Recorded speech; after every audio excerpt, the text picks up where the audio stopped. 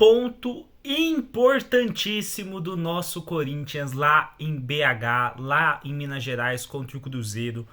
Um pontaço, tá? O Brasileirão é construído desses jogos. Um bom campeonato brasileiro é construído de jogos difíceis, fora de casa, que o time vai lá e consegue um bom placar. Pra você ser campeão brasileiro, a matemática diz: vence em casa, empata fora.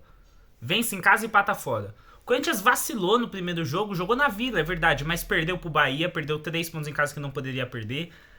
Aí venceu fora de casa seu último duelo, venceu o Red Bull Bragantino em casa e agora empata com o Cruzeiro fora.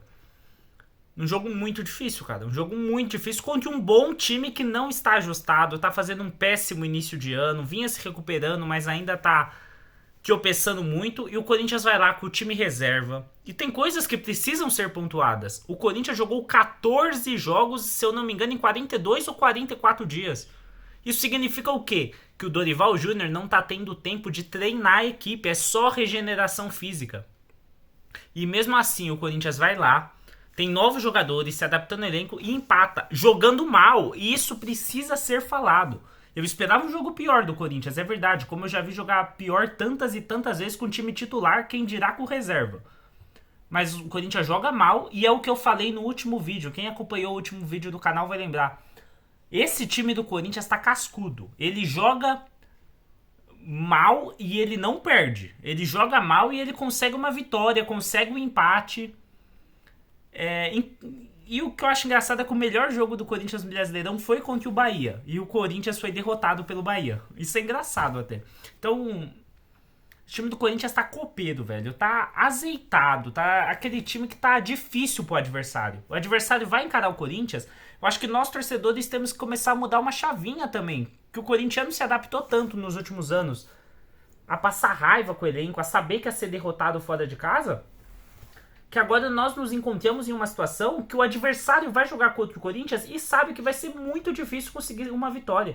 Eu acho que eles têm a mesma sensação, ou pra eles a ficha não caiu também, que o corintiano tem quando vai pegar um Flamengo, por exemplo, nos últimos anos. Que a gente sabe que pro Corinthians conseguir uma vitória vai ser um parto. Tudo bem que foi campeão agora, porque esse time tá azeitado, mas nos últimos anos aí, quem é corintiano me entende. Sabia que ia jogar contra o Flamengo, ia ser muito difícil ganhar, seja na Arena, seja lá no Rio. E esse Corinthians está assim, velho. É um time que joga mal, não é um futebol vistoso, brilhante, mas novamente, não tem como eu cobrar o Dorival um futebol melhor, sendo que o Dorival não tem tempo de ajustar a equipe. O que eu posso cobrar é uma substituição ou outra, uma escolha ou outra.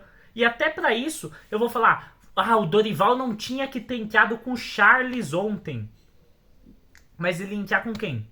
Tem tantas opções pra ele escolher? Não, o André, não. Precisava descansar. O Ranieri precisava descansar. O Martins foi embora. O Maicon foi embora. O Alan jogou contra a Portuguesa. E é uma sequência de jogos, sequência, sem tempo de treino. E o Corinthians vai se ajeitando e vai pontuando. Pontuando mesmo jogando mal. E isso é sensacional, é de aplaudir o trabalho do Dorival Júnior. Como eu disse, um ponto importantíssimo, sensacional. Poderia ter sido 3 até pela expulsão, mas eu entendo o contexto de final de jogo e o Cruzeiro também não abriu mão de jogar. Mas um ponto muito importante. Um pontinho pro Corinthians que lá na frente vai fazer a diferença. Like no vídeo, por favor. E eu acho que o Cruzeiro vai se recuperar e não vai ser qualquer time que vai lá no Mineirão tirar ponto do Cruzeiro, não, tá? Like no vídeo, por favor. Se inscreva no canal se estiver conhecendo agora. Um beijo, queijo, caranguejo. É nóis, tamo junto. E vai, Corinthians!